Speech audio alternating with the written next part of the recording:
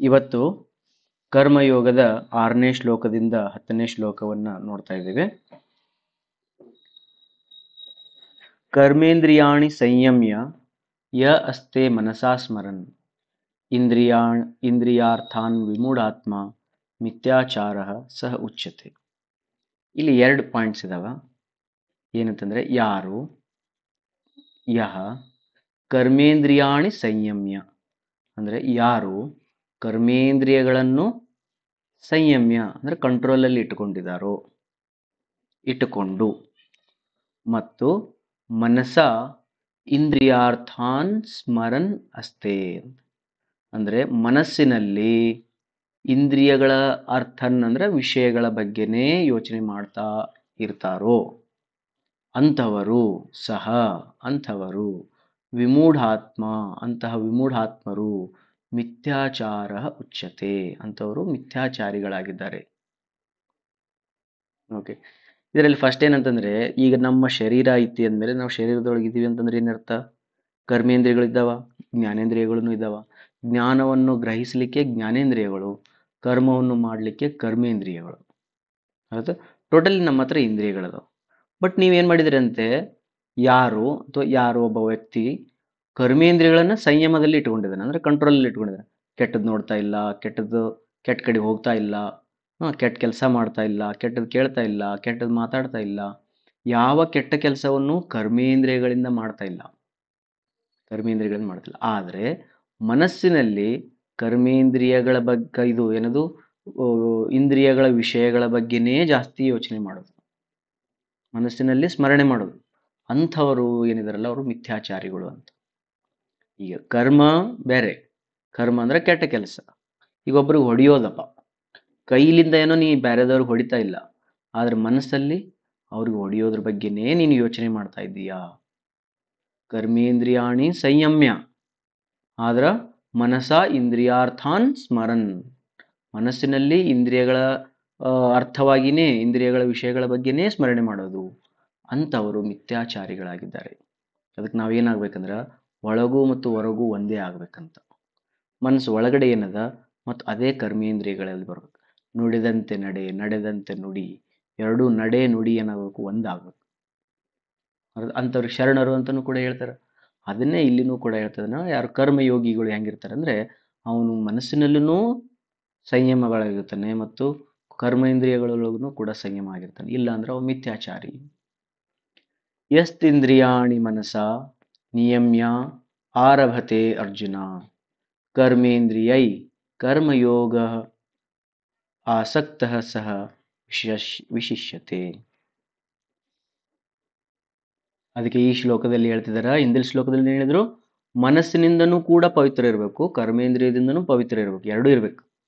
ಅದಕ್ಕೆ ಇಲ್ಲಿ ಹೇಳ್ತಿದಾರ ಯಹ ತು ಅಂದ್ರೆ ಹೇ ಅರ್ಜುನ, ನೀನು ಅರ್ಜುನ, ತು ಅರ್ಜುನ, ಯಾರು ಇಂದ್ರಿಯಾಣಿ ಮನಸಾ ನಿಯಮ್, ಓಕೆ, ಅಂದ್ರೆ ಇಂದ್ರಿಯಗಳನ್ನು ಮನಸ್ಸಿನಲ್ಲಿ ನಿಯಮ್ಯವಾಗಿರ್ತಾರ ಅಂದ್ರೆ ಕಂಟ್ರೋಲ್ಡ್ ಅಲ್ಲಿದಾರ, ರೆಗ್ಯುಲೇಟೆಡ್ ಅದರ.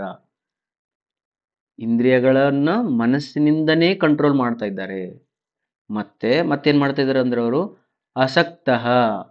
ಆಸಕ್ತರಾಗದೆ, ಆಸಕ್ತ ಅಂದ್ರೆ ಅನಾಸಕ್ತನಾಗಿ, ಕರ್ಮೇಂದ್ರಿಯೈ ಕರ್ಮಯೋಗಂ, ಕರ್ಮೇಂದ್ರಿಯಗಳಿಂದ ಕರ್ಮಯೋಗವನ್ನು ಮಾಡ್ತಕ್ಕಂಥವನು ವಿಶಿಷ್ಯ ಆತ್ಮ ಆಗಿದ್ದಾನೆ, ವಿಶೇಷತೆಯನ್ನು ಹೊಂದಿದವನಾಗಿದ್ದಾನೆ ಅಂತ.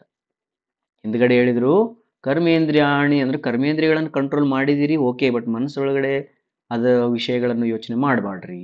ಪ್ಲಸ್ ಇಲ್ಲಿ ಏನ್ ಮಾಡ್ಬೇಕು, ಮನಸ್ಸಿನಿಂದನೂ ಕೂಡ ನೀವು ಇಂದ್ರಿಯಗಳನ್ನು ಕಂಟ್ರೋಲ್ ಮಾಡಿ ಕರ್ಮೇಂದ್ರಿಯಗಳಿಂದ ಕರ್ಮವನ್ನು ಮಾಡಿದಾಗ ಅವಾಗ ನೀನು ವಿಶೇಷ ಆತ್ಮ. ಅರ್ಥ? ಮನಸ್ಸಿನಿಂದ ಇಂದ್ರಿಯಗಳನ್ನ ಕಂಟ್ರೋಲ್ ಮಾಡು, ಮನಸ್ಸಿನಿಂದ ಕಂಟ್ರೋಲ್ ಮಾಡು, ಇಂದ್ರಿಯಗಳನ್ನ ಫುಲ್ ಫ್ರೀ ಬಿಡಕ್ ಹೋಗ್ಬೇಡ. ಪ್ಲಸ್ ಕರ್ಮೇಂದ್ರಿಯಗಳಿಂದ ಕರ್ಮವನ್ನು ಮಾಡು. ಈ ರೀತಿ ಕರ್ಮ ಮಾಡಿದ್ರೆ ನೀ ಕರ್ಮಯೋಗಿ ಆಗ್ತೀನಿ.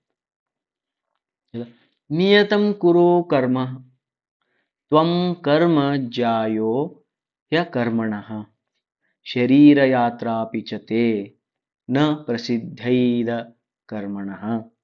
ಬಹಳ ಚೆನ್ನಾಗಿದೆ. ಏನಂತ? ತ್ವಂ ನಿಯತಂ ಕರ್ಮ ಕುರು, ಯಾರು ನೀನು ನಿಯತಂ ಕರ್ಮ ಕುರು.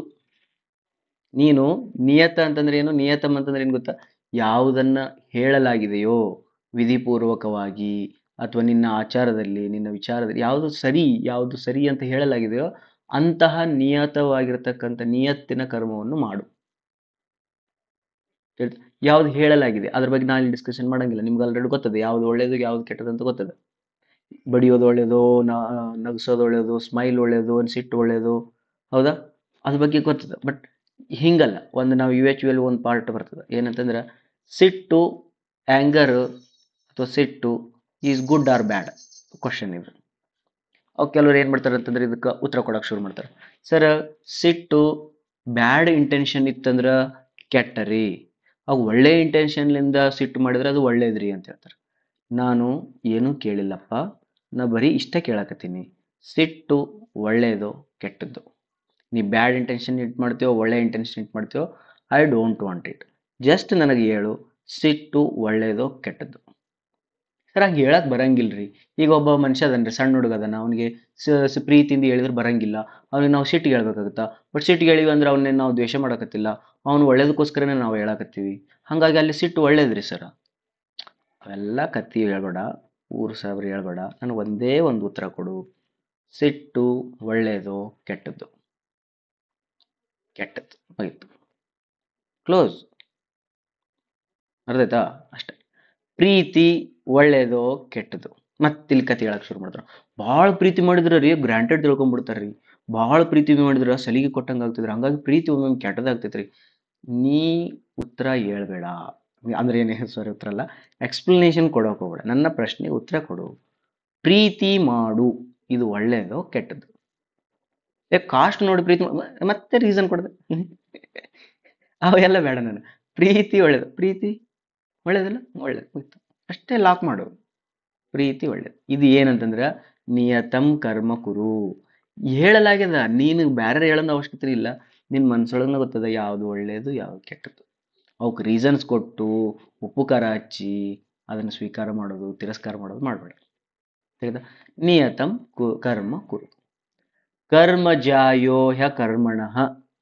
ಅಕರ್ಮಣಃ ಅಂತಂದ್ರ ಕರ್ಮ ಮಾಡದೇ ಇರುವುದಕ್ಕಿಂತ ಕರ್ಮ ಮಾಡುವುದು ಶ್ರೇಷ್ಠ. ಜಾಯೋ ಅಂದ್ರೆ ಶ್ರೇಷ್ಠ. ಅಂದ್ರೆ ನೀ ಸುಮ್ ಕುಂದ್ರೋದಕ್ಕಿಂತ ಏನಾದ್ರೂ ಮಾಡ್ಕೊಂತಿರುವುದು. ಸರಿ, ಏನಿಲ್ರಿ, ಜಾಬ್ ಇಲ್ಲ ಏನಿಲ್ಲ ಅದಕ್ಕೆ ಸುಮ್ಮದಿ ನೋಡ್ರಿ, ಹಂಗಲ್ಲದು.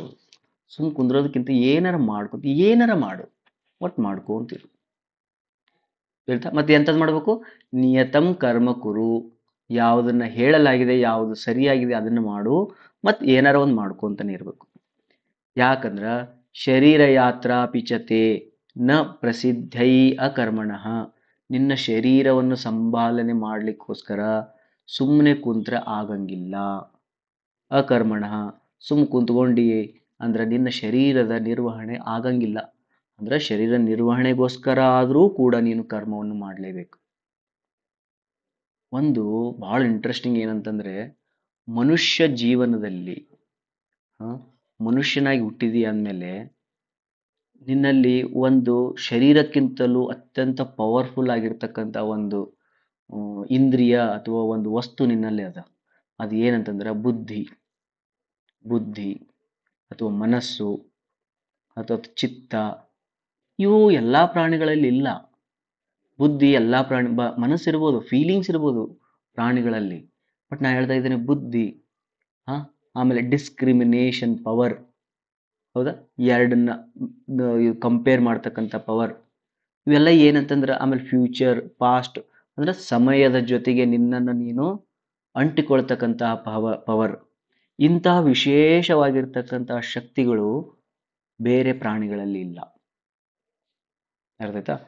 ಆದ್ದರಿಂದ ನಿನ್ನ ಜೀವನದ 90% ಭಾಗವನ್ನ ಈ ಇಂದ್ರಿಯಗಳಿಗೋಸ್ಕರ ಯೂಸ್ ಮಾಡು. ನಿನ್ನ ಬುದ್ಧಿಯನ್ನು ಇಂಪ್ರೂವ್ಮೆಂಟ್ ಮಾಡ್ಕೋ, ನಿನ್ನ ಚಿತ್ತವನ್ನು ಇಂಪ್ರೂವ್ಮೆಂಟ್ ಮಾಡ್ಕೋ, ಮನಸ್ಸನ್ನು ಕ್ಲೀನ್ ಮಾಡ್ಕೋ, ಶಾಂತ ಮಾಡ್ಕೋ. ಅರ್ಥಾಯ್ತಾ? ಈ ರೀತಿ ಪ್ರೀತಿ, ಒಳ್ಳೆ ಒಳ್ಳೆ ಗುಣಗಳು, ಒಳ್ಳೆ ಒಳ್ಳೆ ಸಂಸ್ಕಾರಗಳ ಬಗ್ಗೆ ಯೋಚನೆ ಮಾಡು. ಶರೀರ ನಿರ್ವಹಣೆ ಏನೈತಲ್ಲ, ಇದಕ್ಕೆ 10% ಅಷ್ಟೇ ಟೈಮ್ ಕೊಡು. ಊಟ ಮಾಡೋದು, ಅಡ್ಡಾಡೋದು, ಜಳಕ ಮಾಡೋದು, ನಿದ್ದೆ, ನೀರಡಿಕೆ, ಮನೆ, ದುಡ್ಡು, ಕರ್ಮೇಂದ್ರಿಯಗಳ ಸುಖ ಇವು ಏನದವಲ್ಲ ಇವಕ್ಕೆ 10% ಅಷ್ಟೇ ಕೊಡು ಟೈಮು. ಜಾಸ್ತಿ ಇದಕ್ಕೋಸ್ಕರ ನಾವು ಕಷ್ಟಪಡ್ಬೇಡ. ಮುಂಜಾನೆ ಸಂತಾನ ಬರೀ ಅಡಿಗೆ ಮಾಡೋದು ಊಟ ಮಾಡೋದು. ಹೌದಾ? ಆಮೇಲೆ ಮನಿ ಅಂತೇಳಿ ಬರೀ ಜೀವನ ಪರ್ಯಂತರ ಒಂದು ದೊಡ್ಡ ಮನಿ ಖರೀದಿ ಮಾಡಿ ಅದ್ರದ್ದು ಸಾಲನೇ ತುಂಬ್ಕೊಂತ ಕುಂದ್ರೋದು. ತಿಳಿದ? ಹಿಂಗ 90% ಉಲ್ಟಾ ಪಲ್ಟಾ ಮಾಡ್ಬೇಡ ಅಂತ. ಅದಕ್ಕೆ ಮನುಷ್ಯ ಜೀವನದೊಳಗಡೆ ಇವು ಭಾಳ ಇರೋದ್ರಿಂದ ಇವುಗಳ ಬಗ್ಗೆ ಜಾಸ್ತಿ ಯೋಚನೆ ಮಾಡು. ಆಯ್ತಾ? ಶರೀರ ಇಂದ್ರಿಯಕ್ಕೋಸ್ಕರ ಕರ್ಮ ಮಾಡಲೇಬೇಕು. ಅದಕ್ಕೆ ಇಲ್ಲಿ ಹೇಳ್ತಾನ, ಶರೀರ ಇಂದ್ರಿಯಕ್ಕೆ ಎಷ್ಟು ಬೇಕಲ್ಲ ಅಷ್ಟು ಕರ್ಮಗಳನ್ನು ಮಾಡು. ಎಷ್ಟು ಅವಶ್ಯಕತೆ ಐತಿ ಅಷ್ಟು ಕರ್ಮಗಳನ್ನು ಮಾಡು. ಉಳಿದಿದ್ದೆಲ್ಲ ಏನ್ ಮಾಡು? ಜ್ಞಾನಾರ್ಜನೆ ಮಾಡು. ಇಲ್ಲಿ ಅರ್ಜುನಿಗೆ ಬಂದಿರತಕ್ಕಂತಹ ಡೌಟೇ ಅದು. ಜ್ಞಾನ ಮಾರ್ಗಕ್ಕೆ ಹೋಗ್ಲು ಕರ್ಮಯೋಗಕ್ಕೆ ಹೋಗ್ಲಿ. ಕರ್ಮಯೋಗ ಜ್ಞಾನ ಯೋಗ ಎರಡರೊಳಗಡೆ ಒಂದು ಹೇಳು, ಯಾವುದು ಶ್ರೇಷ್ಠ ಅಂತ ನನಗೆ ಹೇಳು. ಅದಕ್ಕೆ ಹೇಳ್ತಾ ಇದನ್ನ 90% ನೀನು ಜ್ಞಾನ ಯೋಗದ ಕಡೆಗೇನೆ ಯೋಚನೆ ಮಾಡು. ಕರ್ಮಯೋಗ ಏನೈತಲ್ಲ ಅದು ಸ್ವಲ್ಪ ಸಾಕು, 10% ಸಾಕು. ಹೊಟ್ಟೆಗೆ ಊಟ ಎಷ್ಟು ಬೇಕು, ಕಣ್ಣಿಗೆ ಆನಂದ ಎಷ್ಟು ಬೇಕು, ನಾಲ್ಗಿಗೆ ರುಚಿ ಎಷ್ಟು ಬೇಕು, ಕಿವಿಗೆ ಇಂಪು ಎಷ್ಟು ಬೇಕು. ಹೌದಾ? ನಾವು ಇರ್ಲಿಕ್ಕೆ ಒಂದು ಮನಿ ಎಷ್ಟು ಬೇಕು, ಮಲ್ಕೊಳಕ್ಕೆ ಹಾಸಿಗೆ ಎಷ್ಟು ಬೇಕು, ಅವೆಲ್ಲ ಲಿಮಿಟೆಡ್ ಅದಾವ. ಅರ್ಥೈತಲ್ಲ? ಅದಕ್ಕೋಸ್ಕರ ಜೀವನನೇ ವ್ಯರ್ಥ ಮಾಡೋ ಅವಶ್ಯಕತೆ ಇಲ್ಲ. ನಿಯತಂ ಕರ್ಮ ಕುರು, ನಿಯತ್ತಿನ ಕರ್ಮಗಳನ್ನು ಮಾಡು. ಕರ್ಮ ಮಾಡದೇ ಇರುವುದಕ್ಕಿಂತ ಕರ್ಮ ಮಾಡೋದು ಒಳ್ಳೆಯದು. ಶರೀರ ನಿರ್ವಹಣೆಗೋಸ್ಕರ ಕರ್ಮವನ್ನು ಮಾಡಲೇಬೇಕು. ಅರ್ಥಾಯ್ತಾ? ನೆಕ್ಸ್ಟ್, ಯಜ್ಞಾರ್ಥಾತ್ ಕರ್ಮಣಃ ಅನ್ಯತ್ ಲೋಕ ಅಯಂ ಕರ್ಮ ಬಂಧನಃ ತದರ್ಥಂ ಕರ್ಮ ಕೌಂತೆಯ ಮುಕ್ತ ಸಂಘ ಸಮಾಚಾರ. ವಾ ವಾ ವಾ ವಾ ವಾ ಎಷ್ಟು ಚೆನ್ನಾಗಿದೆಲ್ಲ ಇದು. ಏನಂತ ಹೇಳಿದ್ರ, ಅಯಂ ಲೋಕ ಯಜ್ಞಾರ್ಥ ಅನ್ನತ್ರ ಕರ್ಮ ಕರ್ಮಬಂಧನ. ಇದನ್ನ ಹಿಂಗ್ ಓದ್ಬೇಕು. ಅಯಂ ಅಂದ್ರ ಅಯಂ ಲೋಕ, ಈ ಲೋಕದಲ್ಲಿ, ಅಯಂ ಲೋಕ ಯಜ್ಞಾರ್ಥ ಕರ್ಮಣ, ಯಜ್ಞಾರ್ಥ ಅನ್ಯತ್ರ ಕರ್ಮಣ ಕರ್ಮಬಂಧನ. ಈ ಲೋಕದಲ್ಲಿ ಯಜ್ಞವನ್ನು ಬಿಟ್ಟು, ಯಜ್ಞಕ್ಕೋಸ್ಕರ ಬಿಟ್ಟು ಬೇರೆ ಯಾವುದೇ ಕರ್ಮಗಳನ್ನು ಮಾಡಿದರೂ ಕೂಡ ಅವು ಕರ್ಮ ಬಂಧನಗಳು. ಇಲ್ಲಿ ಯಜ್ಞ ಅಂತಕ್ಕಂಥ ಒಂದು ವರ್ಡ್ ಯೂಸ್ ಆಗ್ತದೆ. ಇಲ್ಲಿ ಯಜ್ಞಕ್ಕೋಸ್ಕರನೇ ಕರ್ಮ ಮಾಡ್ರಿ ಅಂತ. ಯಜ್ಞ ಅಂದ್ರೆ ಏನು ಅಂತಂದ್ರ ಈಗಿನ ಜಗತ್ತಿನಿಗೆ ಅಂದ್ರೆ ಅದು ಪ್ರೊಜೆಕ್ಟ್. ಯಜ್ಞ ಅಂದ್ರ ಯಜನ ಬರಬಹುದಲ್ಲ, ಯಜ್ಞ ಯಜನ. ಯಜನ ಅಂದ್ರೇನು? ಯೋಜನೆ. ಯೋಜನೆ ಅಂದ್ರೇನು? ಯೋಜನೆ. ಯೋಜನೆ ಅಂದ್ರೇನು? ಪ್ರೊಜೆಕ್ಟ್. ಭಾಳ ಸಿಂಪಲ್ ಅದ. ಯಜ್ಞ ಮಾಡೋದಂದ್ರೆ ಅದು ಕುಂಡ ಮಾಡಿ ಅದ್ರೊಳಗಡೆ ಹೋಮ ಗಿಮ ಹಾಕಿ ತುಪ್ಪ ಗಿಪ್ಪ ಹಾಕಿ ಬೆಂಕಿ ಎಬಿಸಿ ಅದು ಯಜ್ಞ. ಅದು ಸಿಂಬಲಿಕಲಿ ಅದು. ಈಗ ಹೆಂಗಂದ್ರ ಒಂದು ಯಾವುದೋ ಒಂದು ಪ್ರೊಜೆಕ್ಟ್ ಮಾಡಬೇಕಾದಾಗ ಏನು ಮಾಡ್ತಾರ, ಒಂದು ದೀಪ ಇಟ್ಟು ಆ ದೀಪಕ್ಕೆ ಎಲ್ಲರೂ ಬಂದು ಇದನ್ನ ಹಚ್ತಾರ. ಹೌದಾ? ಮೊಂಬತ್ತಿ ತೊಗೊಂಡು ಅದಕ್ಕೆಲ್ಲ ದೀಪ ಹಚ್ತಾರೆ. ಏನಾಯ್ತದು? ಶುರು ಆಯ್ತು. ಬರುತ್ತಾ? ಆ ಶುರು ಆಯ್ತಲ್ಲ, ಹಂಗೆ ಹಳೆ ಕಾಲದೊಳಗೆ ಏನು ಮಾಡ್ತಿದ್ರು ಅಂದ್ರೆ, ಯಾವುದೋ ಒಂದು ದೊಡ್ಡ ಪ್ರೊಜೆಕ್ಟ್ ಮಾಡ್ಬೇಕಿತ್ತಂದ್ರೆ ಆ ಪ್ರೊಜೆಕ್ಟ್ ಸ್ಟಾರ್ಟ್ ಆಗೋಕ್ಕಿಂತ ಮುಂಚೆ ಒಂದು ಯಜ್ಞ ಮಾಡ್ತಿದ್ರು. ಯಜ್ಞ ಮಾಡೋದಂದ್ರೆ ಏನು? ಪ್ರೊಜೆಕ್ಟ್ ಶುರು ಮಾಡೋದು. ಅಷ್ಟರು ಕುಂತ್ಕೊಂಡು ನನ್ನಲ್ಲಿರ್ತಕ್ಕಂಥ ಅದನ್ನ ಸ್ವಾಹ ಮಾಡ್ತೀನಿ, ನಿನ್ನಲ್ಲಿರ್ತಕ್ಕಂಥ ರೊಕ್ಕ ಸ್ವಾಹ ಮಾಡು, ನಾನು ಸಮಯ ಸ್ವಾಹ ಮಾಡ್ತೀನಿ, ನಾನು ಮನಿ ಕೊಡ್ತೀನಿ, ನಾ ಬಂಗ್ಲೋ ಕೊಡ್ತೀನಿ, ನಾ ಕಾರ್ ಕೊಡ್ತೀನಿ, ನಾ ಗಾಡಿ ಕೊಡ್ತೀನಿ, ಎಲ್ಲರೂ ಇವನ್ನೆಲ್ಲ ಕೊಟ್ಟು ಒಂದು ಪ್ರೊಜೆಕ್ಟ್ ಮಾಡೋಣ. ಅದು ಪ್ರೊಜೆಕ್ಟ್ ಯಜ್ಞ. ಅರ್ಥಾಯ್ತಾ? ಏನೇನು ಪ್ರೊಜೆಕ್ಟ್ ಅದ ನೋಡು. ಲೋಕ ಕಲ್ಯಾಣಕ್ಕೋಸ್ಕರ ಎಷ್ಟೊಂದು ಪ್ರೊಜೆಕ್ಟ್ಸ್ ಅದಾವ. ಎಜುಕೇಷನ್ ಅದು ಒಂದು ಪ್ರೊಜೆಕ್ಟ್. ಇಂಜಿನಿಯರಿಂಗ್ ಅದು ಒಂದು ಪ್ರೊಜೆಕ್ಟ್. ಡಾಕ್ಟರಿಂಗ್ ಅದು ಒಂದು ಪ್ರೊಜೆಕ್ಟ್. ಮಿಲಿಟರಿ ಅದು ಒಂದು ಪ್ರೊಜೆಕ್ಟ್. ಅರ್ಥಾಯ್ತಾ? ಆಮೇಲೆ ಎಂಟರ್ಟೈನ್ಮೆಂಟ್ ಅದು ಒಂದು ಪ್ರೊಜೆಕ್ಟ್. ಎಲ್ಲ ದಣದು ಬಂದಿರತಕ್ಕಂಥ ಈ ಕೆಲಸ ಎಲ್ಲ ಮಾಡಿ ಬಂದಿರತಕ್ಕಂಥವ್ರಿಗೆ ಎಂಟರ್ಟೈನ್ಮೆಂಟ್ ಮಾಡ್ತೀವಿ, ಅದು ಒಂದು ಪ್ರೊಜೆಕ್ಟ್. ಅದು ಕ್ಲೀನಿಂಗ್ ಅದು ಒಂದು project. Cooking is a project. ಈ ರೀತಿ ಜಗತ್ತಿನಲ್ಲಿ ಲೋಕಕ್ಕೋಸ್ಕರ ಎಷ್ಟೊಂದು ಕರ್ಮಗಳದ. ಬಟ್ ಯಾವುದೇ ಕರ್ಮ ಅಥವಾ ಒಬ್ಬ ವ್ಯಕ್ತಿ ಮಾಡೋಕ್ಕಾಗಲ್ಲ. ಎಜುಕೇಷನ್ ಸಿಸ್ಟಮ್ ಅಂತ ಐತಂತಂದ್ರೆ ಅಷ್ಟು ಒಬ್ಬ ವ್ಯಕ್ತಿನ ಮಾಡೋಕ್ಕಾಗಂಗಿಲ್ಲ. There are so many people ಬರಬೇಕು, ಸೋ ಮೆನಿ ಎಲಿಮೆಂಟ್ಸ್ ಇರ್ತಾವ, ಸೋ ಮೆನಿ ಲೆವೆಲ್ಸ್ ಇರ್ತಾವ, ಎಲ್ಲ ಸೇರಿ ಎಜುಕೇಷನ್ ಸೆಕ್ಟರ್ ಅಂತ ಆಗಿರ್ತದೆ. ಹೌದಾ? ಈ ಎಜುಕೇಷನ್ ಸೆಕ್ಟರ್ ಅನ್ನೋದು ಒಂದು ಏನಾದರೂ ಯಜ್ಞ ಆಗಿತ್ತಂದ್ರೆ, ಈ ಯಜ್ಞಾರ್ಥ ಅನ್ಯತ್ರ ಕರ್ಮಣ, ಈ ಯಜ್ಞವನ್ನು ಬಿಟ್ಟು ಬೇರೆ ಏನಾದರೂ ಕರ್ಮ ಮಾಡಿದೆ ಅಂದ್ರೆ, ಹಂಗಾರೆ ಬೇರೆ ಕರ್ಮಗಳು ಏನಿರ್ಬೋದು? ಸ್ವಂತಕ್ಕೋಸ್ಕರ ಸ್ವಾರ್ಥಿಯಾಗಿ, ಹೌದಾ? ಆಮೇಲೆ ಜಾಸ್ತಿ ಅಹಂಕಾರಿಯಾಗಿ ಕರ್ಮ ಮಾಡ್ತೀಯಲ್ಲ, ಅದು ಯಜ್ಞಕ್ಕೆ ಕರ್ಮ ಅಲ್ಲ, ಅದು ಯಜ್ಞದ ಕರ್ಮ ಅಲ್ಲ. ಅಂಥ ಕರ್ಮಗಳನ್ನು ಮಾಡಿದರೆ ನೀನು ಕರ್ಮ ಬಂಧನದಲ್ಲಿ ಬೀಳ್ತೀಯ. ಅಂದ್ರೆ ಏನೇ ಕರ್ಮಗಳನ್ನು ಮಾಡು, ಯಜ್ಞಕ್ಕೋಸ್ಕರ ಕರ್ಮವನ್ನು ಮಾಡು. ಯಜ್ಞ ಅಂದ್ರೆ project. If you are a teacher ಅಲ್ಲ, then your college is a one project for the society. If you are doctor ಅಲ್ಲ, ನಿನ್ನ hospital is a project for your society. If you are a homemaker ಅಲ್ಲ, then your home is a project ಅಥವಾ ಯಜ್ಞ. ಹಂಗಾರೆ ನೀ doctor ಇದ್ದಾವ ದವಾಖಾನಿ ಪೇಷಂಟ್ಗೋಸ್ಕರ ಕೆಲಸ ಮಾಡು. ನೀ ಟೀಚರ್ ಇದ್ದಾವ ಏನು ಮಾಡು ಅಂತಂದ್ರೆ ಆ ಕಾಲೇಜಿನ ಇಂಪ್ರೂವ್ಮೆಂಟ್ಗೋಸ್ಕರ ಕೆಲಸ ಮಾಡು. ನೀ ಮನಿ ಗೃಹಿಣಿಯಾಗಿದ್ದಿ ಅಂತಂದ್ರೆ ನೀ ಮನಿ ಇಂಪ್ರೂವ್ಮೆಂಟ್ಗೋಸ್ಕರ ಕೆಲಸ ಮಾಡು. ಯಜ್ಞ ಅಂದ್ರೆ ಅದು. ಹೌದಾ? ನೀ ಇಂಜಿನಿಯರ್ ಇದ್ದಿ ಅಂತಂದ್ರೆ ಇಂಜಿನಿಯರಿಂಗ್ ಕೆಲಸ ಮಾಡು. ಪಾಲಿಟಿಷಿಯನ್ ಇದ್ದರೆ ಅಂದ್ರೆ ಪಾಲಿಟಿಷಿಯನ್ ಕೆಲಸ ಮಾಡು. ಇವೆಲ್ಲ ಒಂದೊಂದೊಂದೊಂದು ಪ್ರೊಜೆಕ್ಟ್ಗಳು. ಬಟ್ ನೀನು ನಿನ್ನ ಸ್ವಂತಕ್ಕೋಸ್ಕರನ ಎಲ್ಲ ಖರ್ಚು ಮಾಡಿದಿ, ನಿನ್ನ ಇಂದ್ರಿಯ ಸುಖ ನಿನ್ನದೇ ಸ್ವಾರ್ಥಕ್ಕೋಸ್ಕರ ಮಾಡಿದಂದ್ರೆ ನೀನು ಕರ್ಮ ಬಂಧನದಲ್ಲಿ ಬೀಳ್ತೀಯ. ತದರ್ಥಂ ಕರ್ಮ ಕೌಂತೆಯ ಮುಕ್ತ ಸಂಘ ಸಮಾಚಾರ. ಮತ್ತೆ ಹೆಂಗೆ ಮಾಡ್ಬೇಕಂತ ಕರ್ಮಗಳನ್ನು? ಮುಕ್ತ ಸಂಘ, ಅನಾಸಕ್ತನಾಗಿ. ಅಂದ್ರೆ ಆಸಕ್ತಿ, ಈ ನಮ್ಮ ಕನ್ನಡ ಆಸಕ್ತಿ ಅಲ್ಲ ಇದು. ಆಸಕ್ತ ಅಂತಂದ್ರೆ ಅಂಟುಕೊಳ್ಳೋದಂತ. ಅನಾಸಕ್ತ ಅಂತಂದ್ರೆ ಜಾಸ್ತಿ ಅಂಟುಕೋಬೇಡ, ಸುಮ್ಮ ಕರ್ಮಗಳನ್ನು ಮಾಡು. ಬೆಳಗ್ಗೆ ಬಾ, ಆಫೀಸ್ ಒಳಗೆ ಹೋಗು, ಅವತ್ತಿನ ದಿನ ಬಾಸ್ ಏನು ಹೇಳ್ತಾನೆ ಎಲ್ಲವನ್ನು ಕೇಳು. ಆಗುತ್ತಂದ್ರೆ ಮಾಡು, ಆಗಲ್ಲ ಅಂದ್ರೆ ಟೈಮ್ ಕೇಳು, ಇನ್ನೂ ಸ್ವಲ್ಪ ಕೇಳು, ಆಯ್ತು ಮುಗಿಸು. ಡೆಡ್ಲೈನ್ ಕೊಟ್ಟಿರ್ತಾನೆ ಅಷ್ಟೊಳಗೆ ಮುಗಿಸು ಮತ್ತು ವಾಪಸ್ ಮನೆಗೆ ಹೋಗು. ಇವತ್ತು ಬೈತಾರ, ಅವ ಹೈಯರ್ ಅಥಾರಿಟಿ ಅದರ, ನೀನು ಸಂಯಮ ಇದೆಯಲ್ಲ ಬೈಸಿಗೋ. ನೀನು ಸಂಯಮ ಇದೆಯಲ್ಲ ಇನ್ನೊಬ್ರಿಗೆ ಬೈಬೇಡ. ಅವ ಬೈದಾನ್ರಿ ನಾನು ಬೈತೀನಿ ರೀ, ನೀನು ಸಂಯಮ ಇದೆಯಲ್ಲ, ನೀನು ಸ್ಥಿತಪ್ರಜ್ಞೆ ಇದೆಯಲ್ಲ, ನೀನು ಕರ್ಮಯೋಗಿ ಇದೆಯಲ್ಲ, ಆದ್ದರಿಂದ ಎಲ್ಲ ನದಿಗಳು ಬಂದು ನಿನ್ನಲ್ಲಿ ಸಮಾವೇಶ ಆಗಬೇಕು. ನೀನೇ ಏನದು ತಳ ಪಾತಾಳ ಏನೋ ಮಾಡಿ ಎಲ್ಲ ನದಿಗಳನ್ನು ವಾಪಸ್ ಕಳಿಸ್ಬಿಡೋದು. ಸಾಗರ, ಮುನಿ ಯಾರು? ಸಾಗರ. ಎಲ್ಲ ನದಿಗಳು ಅವನಲ್ಲಿ ಬಂದು ಸಮಾವೇಶ ಆಗ್ತಾವೆ. ಹಂಗೆ ನೀನು ಕರ್ಮಯೋಗಿ ಆಗು, ನೀನು ಸಾಗರ ಮುನಿ ಆಗು, ಸ್ಥಿತಪ್ರಜ್ಞನಾಗು, ಕರ್ಮ ಮಾಡ್ತಾವು. ಎಂಥ ಕರ್ಮ ಮಾಡು? ಯಜ್ಞಾರ್ಥ, ಪ್ರೊಜೆಕ್ಟಿಗೋಸ್ಕರ ಕರ್ಮವನ್ನು ಮಾಡು, ಬೇರೆ ಯಾವುದಕ್ಕೂ ಬೇಡ. ತಿಳಿತಲ್ಲ? ಇವತ್ತಿಗೆ ಇಷ್ಟು ಸಾಕು. ನೆಕ್ಸ್ಟ್ ಕ್ಲಾಸಲ್ಲಿ ನಿಮ್ಗೆ ಯಜ್ಞ ಅಂದ್ರೆ ಏನು ಇನ್ನೂ ಸ್ವಲ್ಪ ಡೀಟೇಲ್ಡ್ ಆಗಿ ಹೇಳಕ್ಕೆ ಶುರು ಮಾಡಿ. Thank you.